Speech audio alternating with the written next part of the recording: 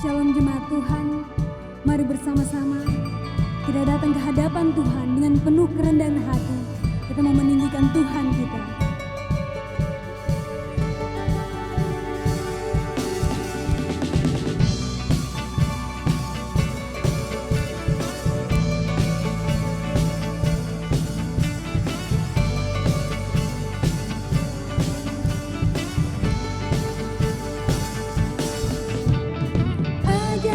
Berdiam, dekati hatimu di saat ku berpaling, temukan cintamu. Di sana kau menanti untuk bawaku lagi bersekutu dalam damai yang sejati.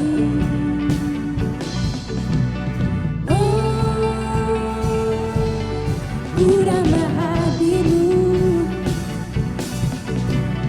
oh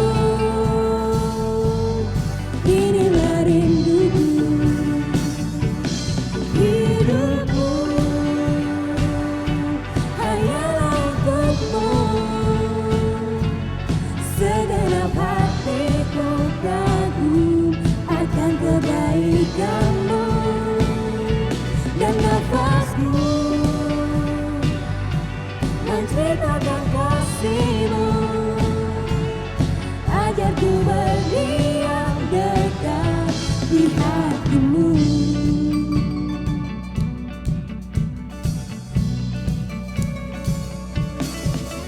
Oh, ajar ku berdiam dekat di hati-Mu. Di saat ku berpaling, temukan cinta-Mu. Di sana kau menanti untuk bawaku lagi bersekutu dalam damai yang sejati. Oh, ku nambah hadir-Mu.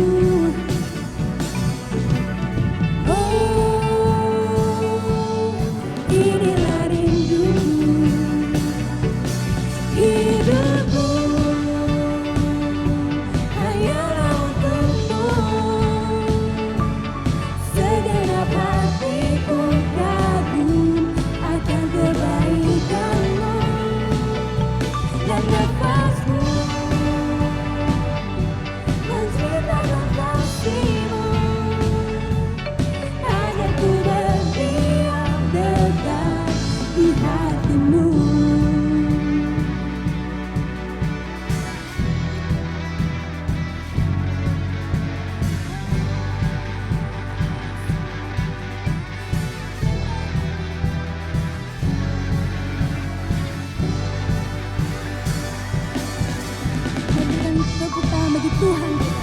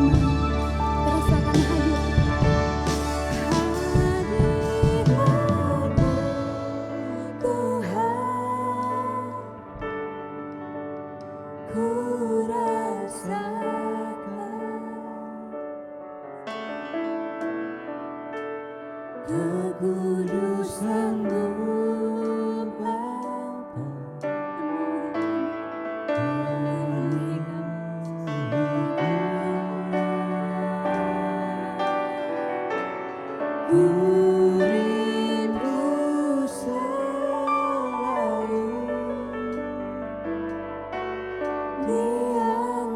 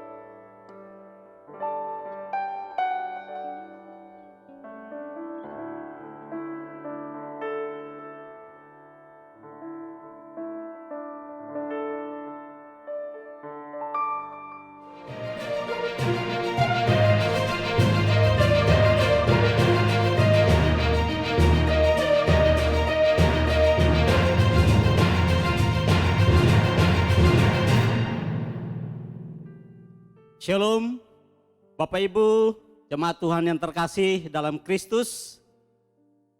Kita bersyukur, kita memperoleh kesempatan untuk bisa beribadah bersama-sama, meskipun masih tetap kita lakukan secara virtual atau online. Sebelum kita membaca dan merenungkan firman Tuhan, saya ingin kita berdoa. Allah yang penuh dengan kasih dan setia, Allah yang tidak terbatas dalam kuasa dan hikmat-Nya, Allah yang kami sembah di dalam Yesus Kristus Tuhan, yang selalu menyertai dan menuntun kami dalam menjalani hari-hari kami. Kami naikkan syukur ya Tuhan, karena setiap hari kami senantiasa merasakan kehadiran-Mu. Apapun yang terjadi dalam hidup kami tetap merasakan tangan-Mu yang kuat, yang menopang dan meneguhkan kami. Sehingga kami bisa ada hingga dengan hari ini. Berkati pembacaan dan perenungan firman Tuhan pada saat ini. Beri kami hati yang haus dan lapar kepada Engkau ya Tuhan. Hati yang merindukan kebenaran yang sejati, yang akan membawa kami semakin bertumbuh di dalam pengenalan kami akan Kristus. Yang akan membawa kami semakin bertumbuh menjadi dewasa dalam iman dan pengharapan kami kepada Kristus. Setiap jemaat-Mu di mana saja mereka berada, Tuhan mengurapi, menguduskan, melayakkan setiap mereka. Kami menyerahkan seluruh waktu ini hanya ke dalam tangan-Mu. Dalam nama Tuhan Yesus Kristus, firman yang hidup, kami mengucap syukur dan berdoa. Amin. Bapak Ibu Saudara yang terkasih dalam Tuhan, jika saya bertanya hal terpenting apa yang menjadi kebutuhan Bapak Ibu, dapat saya pastikan jawaban kita akan beragam. Ada yang menyebut kebutuhan A, ada yang B, dan seterusnya. Nah, sesungguhnya lebih dari semua kebutuhan yang bisa Bapak Ibu sebutkan, sesungguhnya yang paling kita perlukan dalam kehidupan kita adalah penyertaan Tuhan. Bukan berarti kita tidak membutuhkan hal-hal yang lain. Tentu saja kita akan membutuhkan makanan, kita membutuhkan minuman, pakaian, rumah, dan banyak hal lainnya. Semua kebutuhan tersebut tidak dapat kita nafikan. Namun lebih dari semua yang kita butuhkan, yang paling kita perlukan sebenarnya adalah penyertaan Kristus dalam hidup kita. Yang saya maksud dengan penyertaan Kristus adalah relasi yang akrab dengan Tuhan. Karena Tuhan adalah sumber kehidupan kita. Ketika kita membangun relasi yang akrab dengan Tuhan, Sang sumber kehidupan kita, barulah hidup kita benar-benar hidup. Hidup kita menjadi produktif. Kita bisa mengalami damai sejahtera dan tentu saja hidup kita menyenangkan hati Tuhan. Prinsip penting inilah yang diajarkan oleh Tuhan Yesus melalui perumpamaan tentang pokok anggur dan ranting-rantingnya. Jika seseorang yang merupakan ranting dari pokok anggur tidak tinggal pada Yesus yang adalah pokok itu, pokok anggur itu, maka ia tidak bisa menghasilkan apa-apa. Jangankan menghasilkan buah, ia pasti menjadi kering dan mati. Karena tidak melekat pada Kristus yang adalah pokok anggur itu. Demikianlah kehidupan orang-orang yang tidak memiliki hubungan yang terus-menerus diperbaharui dengan Tuhan. Hidupnya akan menjadi gersang. Hidupnya akan menjadi hampa. Hidupnya menjadi tidak berguna apa-apa. Begitu pentingnya relasi dengan Tuhan ini bagi kehidupan kita.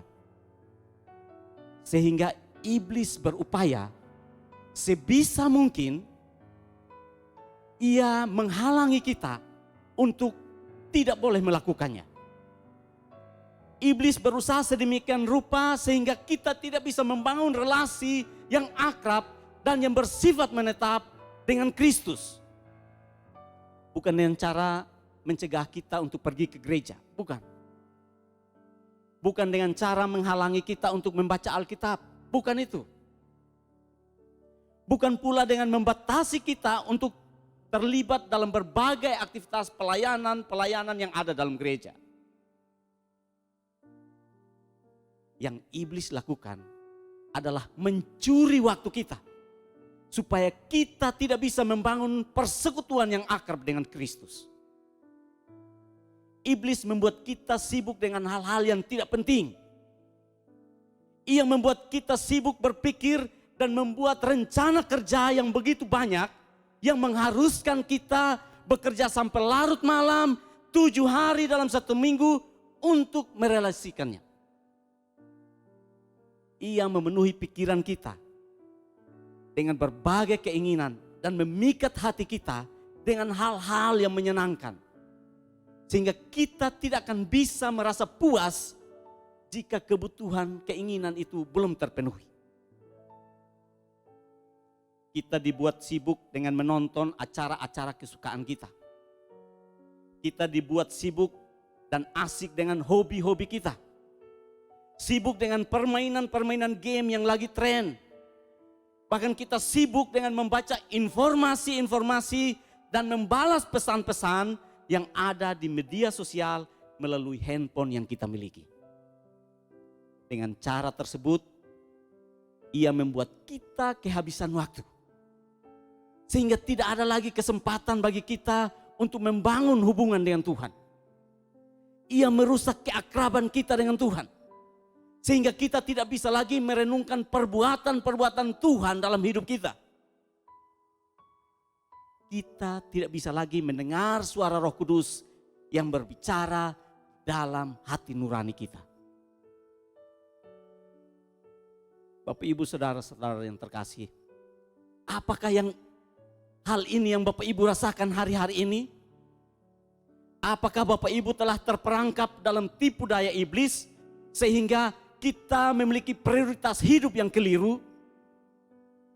Apakah Bapak Ibu telah mengorbankan relasi dengan Kristus sebagai hal yang utama dan mengerjakan atau melakukan hal-hal lainnya? Jika situasi ini yang Bapak Ibu alami, saudara dan saya alami, maka jangan heran bila akhir-akhir ini kita merasa kelelahan dalam menjalani kehidupan kita. Bukan hanya kita merasa lelah secara jasmania saja, namun secara jiwani pun kita mengalami kelelahan. Kita merasa bahwa hidup yang kita jalani seolah-olah sama seperti seekor hamster yang berlari di sebuah rolling wheel.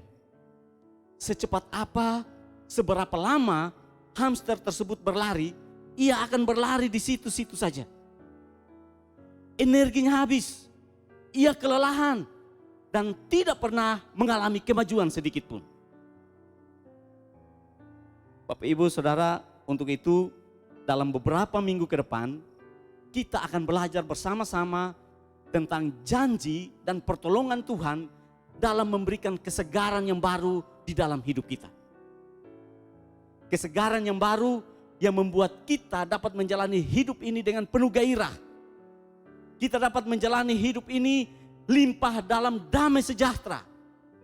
Bahkan kita juga menjalani hidup ini dengan lebih produktif. Itulah kehidupan yang refresh. Kehidupan yang disegarkan. Kehidupan yang telah dicontohkan oleh para tokoh-tokoh Alkitab. Termasuk oleh Tuhan Yesus sendiri. Yesus tidak hidup dengan prioritas yang salah. Ia selalu mendahulukan hal-hal yang seharusnya diutamakan. Yesus mengutamakan relasi atau hubungannya dengan Allah Bapa. Untuk itu ia selalu menyediakan waktu agar ia berada dalam keheningan atau silence and solitude.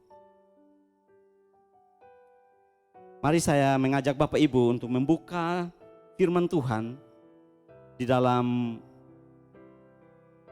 Markus pasal 1. Markus pasal 1 ayatnya yang ke-35. Kita akan baca bersama-sama.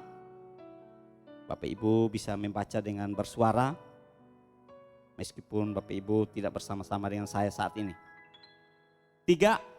Pagi-pagi benar, waktu hari masih gelap, ia bangun dan pergi keluar. Maksudnya Yesus bangun dan pergi keluar. Yesus pergi ke tempat yang sunyi dan berdoa di sana.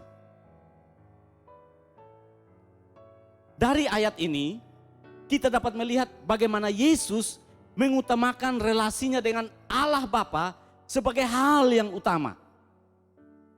Sehingga Yesus menyediakan waktu yang khusus berada dalam keheningan, silence and solitude. Sedemikian pentingnya hal ini sehingga sebelum melakukan sesuatu hal yang lain, Yesus di pagi-pagi hari, waktu hari masih gelap, ia melakukan atau ia mempraktekkan waktu hening, mempraktekkan silent and solitude. Tidak hanya sekali Yesus pergi ke tempat yang sunyi untuk berada dalam keheningan atau melakukan silent and solitude. Di dalam Alkitab berulang kali Yesus melakukan hal itu. Kadangkala Yesus melakukannya di siang hari. Hal ini bisa kita lihat di dalam Markus 6 ayatnya yang ke-31 dan 32. Yesus juga kadang melakukannya di malam hari. Seperti yang dicatat di dalam Matius 14 ayat 23 dan Lukas 6 ayatnya yang ke-12. Bahkan di awal pelayanannya, sebelum melakukan hal yang lain, Yesus terlebih dahulu mengambil waktu untuk berada dalam keheningan selama 40 hari di padang gurun. Seperti yang ditulis di dalam Markus 1 ayat 9 sampai yang 12. Apabila Yesus sendiri yang adalah Tuhan, dalam keberadaannya sebagai manusia 2000 tahun yang lampau, memprioritaskan waktu hening ini serta melakukannya secara berkala, maka berarti kita pun harus mengerjakannya. Mengapa? Karena dengan mengambil waktu hening, setidaknya kita memperoleh 3 manfaat penting. 3 manfaat penting yang membuat hidup kita akan senantiasa berada dalam kesegaran. Berada dalam hidup yang disegarkan. Refresh. Manfaat dari kita melakukan waktu hening yang pertama, yaitu waktu hening adalah tempat perjumpaan dengan Allah. Ya, manfaat pertama kita melakukan waktu hening atau silent and solitude adalah tempat di mana kita berjumpa dengan Allah. Waktu hening adalah saat di mana kita bertemu dengan Allah secara khusus. Itu sebabnya dicatat dalam Markus 1 ayat 35 yang telah kita baca tadi. Yesus bukan hanya saja mengambil waktu untuk berada dalam keheningan, tetapi ia juga berdoa di sana. Pada ayat tersebut ditulis bahwa bukan hanya pergi ke tempat yang sunyi, namun di situ Yesus berdoa kepada Allah Bapa. Ia bertemu dengan Allah Bapa di dalam doa. Berjumpa dan bersekutu dengan Allah Bapa dalam keheningan. Itulah tujuan Yesus mengambil waktu hening. Apa makna dari solitude dan silence? Silence dan solitude. Silence adalah hening atau diam tanpa suara. Ada 2 dimensi dari silence yang perlu kita pahami. Yang pertama yaitu hening secara eksternal. Itulah keheningan yang sama sekali tanpa suara yang terdengar. Keheningan seperti itulah yang dimaksudkan di dalam Markus 1 ayat 35 tadi yang kita baca. Yaitu ketika pagi-pagi benar, waktu hari masih gelap, Yesus pergi ke tempat yang sunyi. Artinya Yesus mencari tempat di mana ia tidak akan terganggu oleh suara apapun. Yang menjadi masalah bagi kita Bapak Ibu di masa sekarang adalah tidak mudah bagi kita untuk hidup tanpa mendengar suara. Kesunyian bagi sebagian besar orang terasa sangat mengganggu, bahkan mungkin menakutkan. Karena orang sejak dari pagi sampai larut malam dikondisikan untuk terus-menerus mendengar suara. Tidak sedikit dari antara kita bangun pada pagi hari karena kita mendengar suara. Mungkin itu suara dari alarm handphone kita. Begitu bangun tidur, tidak sedikit pula orang yang langsung menghidupkan televisi dan membiarkannya tetap menyala di sepanjang hari tanpa menontonnya. Karena bagi orang-orang tersebut, apabila ia tidak mendengar suara, maka terasa di dalam rumah ada sesuatu yang kurang. Ada juga orang yang pada saat makan, ia harus menyalakan televisi. Karena ia mau sambil makan, ia mendengar sesuatu. Suara dari televisi, mungkin berita atau apa. Ada juga orang yang sambil berolahraga, ia mendengar lagu-lagu dari earphone yang terpasang pada telinganya. Demikian juga dalam perjalanan ke tempat kerja. Dengan mobil tidak lupa orang memutar lagu-lagu sepanjang perjalanan. Bahkan ada juga orang-orang tertentu yang hanya dapat tertidur apabila ia duduk di depan televisi yang ada dalam keadaan menyala. Mungkin satu-satunya tempat di mana orang tidak mendengar suara adalah di kamar mandi. Itu pun kalau orang masuk ke dalam kamar mandi dan tidak membawa HP dan memutar lagu-lagu dari HP tersebut. Bapak Ibu, semua hal ini menunjukkan pada kita bahwa sejak membuka mata di pagi hari hingga kembali tidur di malam hari, kita tidak terbebas dari suara. Padahal kita tahu bahwa berbagai suara yang kita terdengar di telinga kita tidak jarang mengalihkan perhatian kita saat kita bersekutu dengan Tuhan. Itu sebabnya kita perlu mengambil waktu hening secara eksternal, agar kita dapat berjumpa secara Tuhan dengan kusuk. Dimensi yang kedua dari silence adalah keheningan secara internal. Yaitu bebas dari berbagai suara yang memenuhi pikiran kita. Nah, untuk keheningan eksternal tidak terlalu susah untuk kita lakukan. Karena cukup kita mematikan semua sumber suara yang dapat mengganggu diri kita. Mungkin berasal dari pesawat televisi, mungkin berasal dari HP kita. Ataupun kita menyumbat telinga kita menggunakan kapas atau menutupnya dengan bantal. Jadi untuk keheningan eksternal mudah untuk kita lakukan. Berbeda dengan keheningan secara internal. Walaupun kita bisa pergi ke tempat yang sangat sunyi, sehingga telinga kita tidak mendengar suara apapun, namun secara mental kita masih tetap mendengar berbagai suara yang ada dalam pikiran kita. Mungkin suara dari teman kita yang masih terus terngiang-ngiang di benak kita. Mungkin suara dari pikiran-pikiran kita yang berfantasi tentang hal ini dan itu.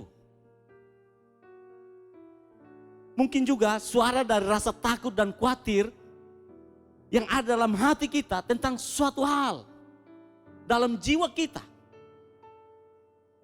Suara dari keinginan dan rencana tentang berbagai hal yang memenuhi hati kita. Untuk itu kita tidak bisa mematikannya seperti mematikan televisi ataupun handphone. Dengan demikian, begitu seseorang masuk ke dalam keheningan, pikirannya akan langsung berkelana kemana-mana. Akibatnya sulit bagi orang tersebut untuk sungguh-sungguh berdoa dan berjumpa dengan Allah di dalam keheningan. Bagi yang bersangkutan, keheningan terasa sangat menyiksa dan membuat ia kehilangan arah. Sehingga tidak heran kalau orang yang hidup dalam keadaan lelah dan sesungguhnya memerlukan keheningan, tetapi sulit untuk mengalaminya. Khususnya dalam hal keheningan secara internal. Padahal Bapak Ibu, baik keheningan secara eksternal maupun secara internal sangatlah diperlukan dalam hidup kita. Kalau tadi makna dari solitude, dari silent adalah hening, tanpa suara. Sekarang makna dari solitude adalah dalam keadaan seorang diri. Artinya kita berada di dalam keadaan seorang diri bersama dengan Allah. Itulah yang Yesus lakukan dalam solitude. Di dalam Markus 1 ayat 35 yang kita baca tadi. Ia pergi keluar rumah, menuju tempat yang sunyi untuk berdoa dan bersekutu dengan Allah Bapa seorang diri di sana.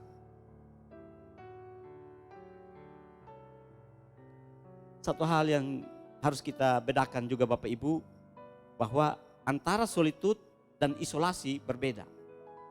Solitude beda dengan isolasi.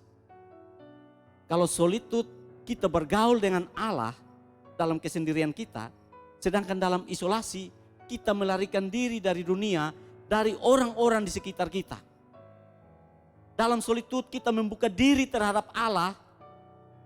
Kalau isolasi kita menutup diri terhadap semua orang, bahkan kepada Allah. Kalau solitude membawa kita mendekat kepada Allah, isolasi membuat kita menyendiri. Menjauh dari realitas kehidupan. Sehingga hal tersebut membahayakan kesehatan jiwa kita. Itulah sebabnya maka kita selalu menemukan orang-orang dengan gangguan jiwa, ODGJ. Mereka menjauh dari realitas hidup sehingga hal tersebut sangat membahayakan kesehatan jiwa mereka. Nah, langkah-langkah praktis apa yang harus kita lakukan untuk mempraktekkan waktu hening atau silent and solitude? Di bagian akhir dari khotbah ini, saya akan membagikan 4 langkah praktis yang bisa kita lakukan untuk mempraktekkan waktu hening. Sehingga kita bisa dapat mencobanya di rumah. Kalau bagi Bapak Ibu yang selama ini sudah melakukan hal ini, terus kita lakukan. Karena ini adalah perjalanan rohani kita dalam membangun relasi dengan Tuhan. Sekarang manfaat yang kedua dari waktu hening adalah waktu hening merupakan tempat perjumpaan dengan diri kita sendiri. Manfaat yang kedua dari waktu hening yaitu waktu hening merupakan tempat perjumpaan dengan diri kita sendiri. Bapak Ibu Saudara yang terkasih dalam Tuhan, di tengah keramaian seringkali kita tidak hidup secara otentik. Banyak orang tidak hidup dengan begitu apa yang ia tampilkan dia seperti itu. Tidak. Orang hidup seringkali dengan 2 wajah. Wajah yang pertama adalah kehidupan batiniahnya yang tidak tampak kepada orang-orang. Wajah yang kedua adalah kehidupan laria yang seringkali ia tunjukkan, ia tampilkan di depan umum. Kedua wajah ini tidak selalu bersifat sinkron, selalu bertolak belakang. Bisa jadi orang menampilkan di depan umum adalah wajah yang penuh dengan senyuman, penuh dengan optimisme. Tapi wajah batiniah dirinya sesungguhnya ada dalam keadaan merana. Karena ia ingin menampilkan kesan yang baik di mata orang-orang, bisa jadi yang ia tampilkan adalah wajah yang alim di depan umum. Padahal sesungguhnya keadaan batinnya dalam keadaan hancur berantakan. Apabila orang terus-menerus hidup dengan dua wajah yang bertolak belakang, maka lama-kelamaan orang tidak dapat mengenal siapa dirinya sesungguhnya. Ia menganggap dirinya dalam keadaan baik-baik saja. Padahal sesungguhnya kehidupannya ada dalam keadaan yang kacau balau. Berbeda ketika kita mengambil waktu hening. Kita dipaksa untuk melepas semua topeng-topeng yang kita kenakan. Kita dipaksa untuk menghapus semua make up yang selama ini kita kenakan. Dalam waktu kehening, make up yang kita gunakan untuk menutupi bopeng-bopeng kita pada hati kita dari orang banyak, kita akan buka. Mungkin Bapak Ibu pernah tahu atau kenal dengan orang-orang yang sedikit-sedikit berkata, puji Tuhan, haleluya, darah Yesus berkuasa.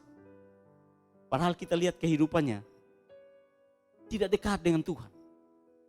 Sesungguhnya kehidupannya jauh daripada Tuhan. Tetapi begitu dia merasa kaget akan sesuatu hal, puji Tuhan, oh darah Yesus. Itu adalah topeng-topeng yang menutupi kehidupan batiniahnya yang tidak tampak kepada orang-orang. Ia sebenarnya hidup jauh dari Tuhan. Nah, melalui silent and solitude, kita akan dibawa untuk bertemu dengan diri kita sendiri dan mengenali keadaan diri kita yang sesungguhnya. Perjumpaan dengan diri sendiri inilah yang dialami oleh Tuhan Yesus di padang gurun, yaitu dalam bentuk pencobaan yang ia hadapi di sana. Dalam Markus 1 ayat 12 sampai dengan 13, firman Tuhan berkata, segera sesudah itu Roh memimpin dia ke padang gurun. Di padang gurun ia tinggal 40 hari lamanya, dicobai oleh iblis.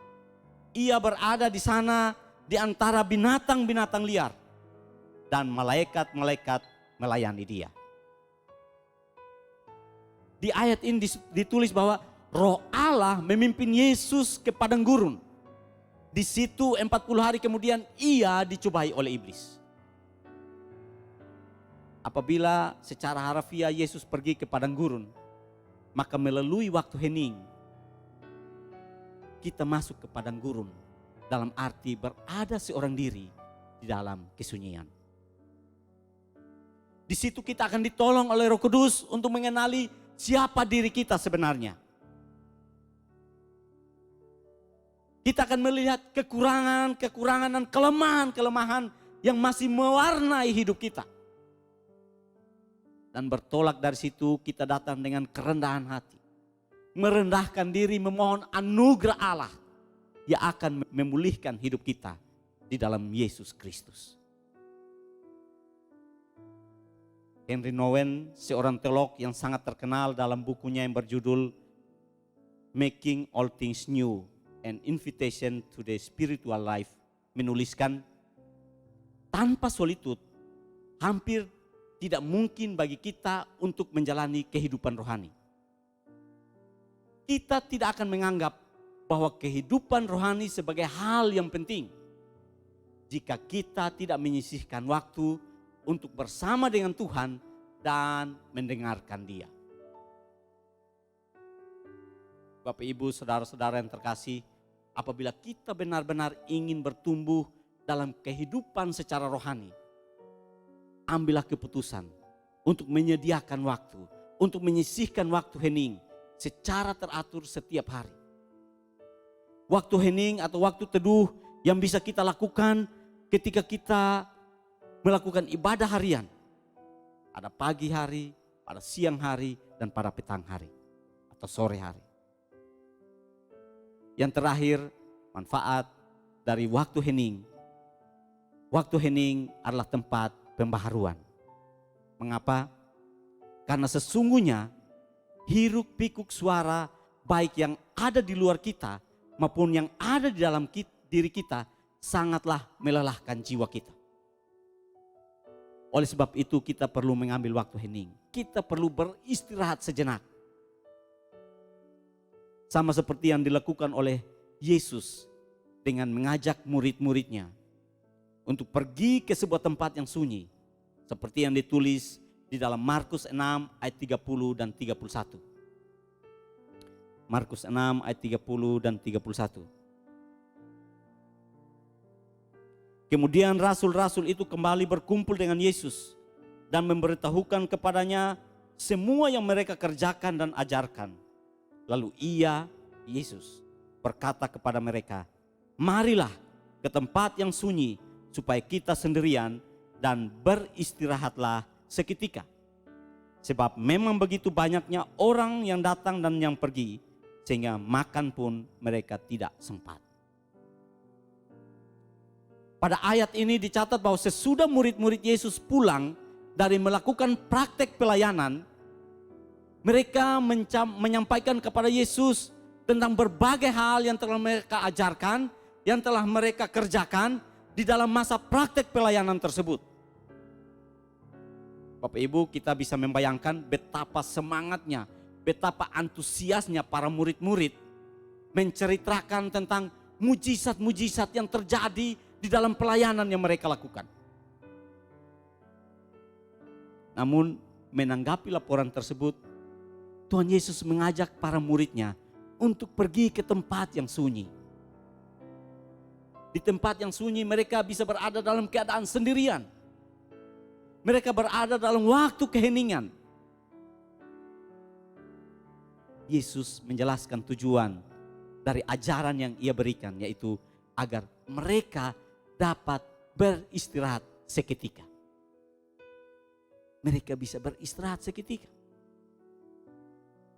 Kata beristirahat yang digunakan dalam ayat ini adalah anapauo. Di dalam bahasa Yunani artinya adalah rest atau beristirahat dan refresh atau disegarkan. Dengan kata lain, melalui silent and solitude kita akan mengalami pembaharuan dalam semangat kita. Kita akan mengalami pemulihan dari kelelahan dalam jiwa kita. Kita akan disegarkan dalam relasi kita dengan Tuhan.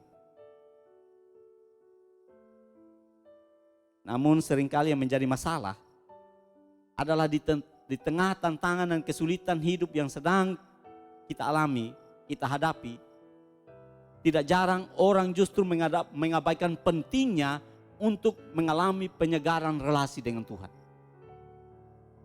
Ibarat pohon yang berada di musim kemarau yang panjang, namun pohon tersebut tidak bersedia untuk menjulurkan akar-akarnya ke sungai yang tidak pernah kering, yang berada tidak terlalu jauh dari dirinya. Pohon itu tidak menyadari bahwa yang paling ia perlukan adalah air yang merupakan sumber kehidupan. Ia harusnya membangun relasi yang erat dengan sungai yang merupakan sumber kehidupan yang ia perlukan. Kalau sekarang Bapak Ibu menyadari pentingnya memelihara relasi yang akrab dengan Tuhan ini sebagai sumber kehidupan yang kita perlukan, Bapak Ibu perlukan, saya dan saudara perlukan. Mari kita membuat komitmen dan melakukan hal ini setiap hari secara teratur. Kita memilih waktu yang terbaik. Bisa pada pagi hari ketika semua orang masih tertidur. Atau kita juga bisa memilihnya pada waktu malam hari ketika semua orang sudah tidur. Kita masuk ke dalam keheningan dan mengalami kehadiran Allah, sang sumber kehidupan kita. Bapak Ibu Saudara yang terkasih dalam Tuhan. Untuk mempraktikkan silent and solitude, ada 4 langkah praktis yang perlu kita lakukan. Langkah-langkah praktis ini bukan merupakan sebuah formula atau rumus. Jadi kalau 1 tambah 1 sama dengan 2, 2 tambah 2 sama dengan 4. Bukan juga merupakan satu peraturan atau hukum. Yang ini benar, yang itu salah. Kalau buat yang ini salah, kalau buat yang begitu benar. Praktek melakukan silent and solitude adalah sebuah perjalanan rohani, yaitu membangun relasi yang akrab dengan Tuhan. Targetnya bukan hanya sekedar ada dalam keheningan atau silent dan solitude, namun melalui keheningan tersebut kita menemukan Tuhan yang selalu hadir di dalam hidup kita. Untuk itu kita harus terus mencoba dan secara disiplin lakukan setiap hari. Langkah yang pertama, kita mencari atau memilih tempat yang membuat kita merasa nyaman. Dan memungkinkan kita bisa bersikap terbuka kepada Allah. Tempat ini bisa di ruang keluarga kita, bisa di kamar tidur kita, atau di tempat di mana saja di rumah kita yang kita membuat kita merasa nyaman untuk melakukannya. Kita bisa memilih waktu di pagi hari buta, atau bisa di malam hari, di mana kita bisa duduk diam tanpa terganggu oleh suara apapun atau oleh siapapun juga. Langkah yang kedua, kita duduk dengan tenang dan menyadari kehadiran Allah yang menyertai kita. Langkah yang ketiga, kita meneduhkan hati kita dengan bersikap menyerah kepada Tuhan dan diam dalam keheningan. Yang keempat, kita menikmati kehadiran Tuhan yang menyertai kita dan dengan demikian kita beristirahat di dalam Dia. Dengan melakukan waktu hening atau silent and solitude secara teratur, hidup kita selalu dibaharui dan disegarkan. Karena ketika kita melakukan waktu hening, kita akan mengalami perjumpaan dengan Allah. Kita akan mengalami perjumpaan dengan diri kita sendiri yang akan membaharui jiwa kita. Perjumpaan dengan Allah yang terjadi bukan karena upaya kita, usaha kita, ataupun kebaikan kita. Namun karena anugerah Allah di dalam Yesus Kristus. Karena di dalam Yesus Kristus, oleh pengorbanannya di atas kayu salib, kita manusia berdosa dan telah terpisah dari Allah, diperdamaikan kembali dengan Allah sang sumber kehidupan kita. Serta kita dapat kembali memiliki relasi yang akrab dengan Allah. Oleh anugerahnya tersebut, kita juga menyadari bahwa lebih dari semua hal yang lain, lebih dari semua hal yang kita butuhkan dalam hidup kita, sesungguhnya kita perlukan penyertaan Tuhan. Yang paling kita perlukan dalam kehidupan kita adalah penyertaan Tuhan, yaitu relasi yang akrab dengan Dia. Amin. Mari kita berdoa.